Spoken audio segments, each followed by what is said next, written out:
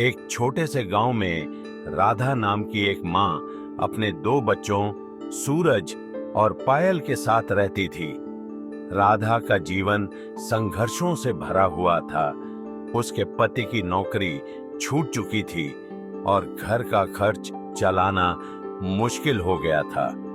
परंतु राधा के मन में केवल एक ही सपना था, उसके बच्चे अच्छी शिक्षा प्राप्त करें और एक सुनहरा भविष्य बना सकें। घर में पैसे की कमी थी, कभी कभी बच्चों को भूखा ही सोना होता, लेकिन राधा ने कभी हार नहीं मानी। वह दिन रात मेहनत करके सिलाई का काम करती, दूसरों के घरों में सफाई करती और जो भी काम मिलता उसे करने को तैयार रहती। उसका एक ही उद्देश्य था, अपने बच्चों की स्कूल फीस भरना और उन्हें पढ़ाई से वंचित न होने देना। हर सुबह सूरज और पायल को तैयार कर स्कूल भेजते समय राधा उनकी आंखों में एक नई उम्मीद देखती। उन्हें शिक्षित करने के लिए उसने अपने आराम, अपनी इच्छाएं और यहाँ तक कि अपने खाने पीने की परवाह भी छोड़ दी थी। वह अपने हिस्से का खाना भी बच्चों को खिला देती और खुद भूखी रह जाती। समय बीतता गया और परिस्थितियां और कठिन होती गईं।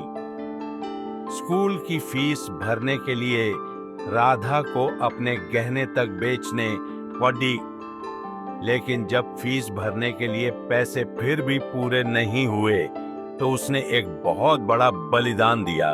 उसने अपनी किडनी बेचने का फैसला किया। यह जानकर डॉक्टर और गांव के लोग दंग रह गए, लेकिन राधा अडिग रही।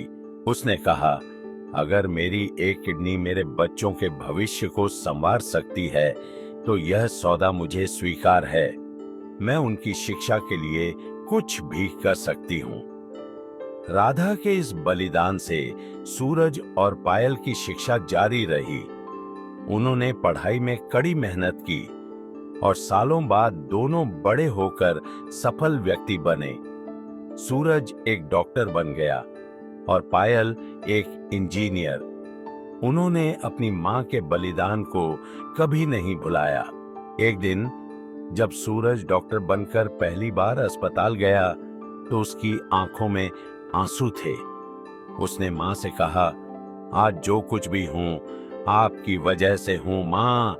आपने हमारे लिए अपना सब कुछ कुर्बान कर दिया।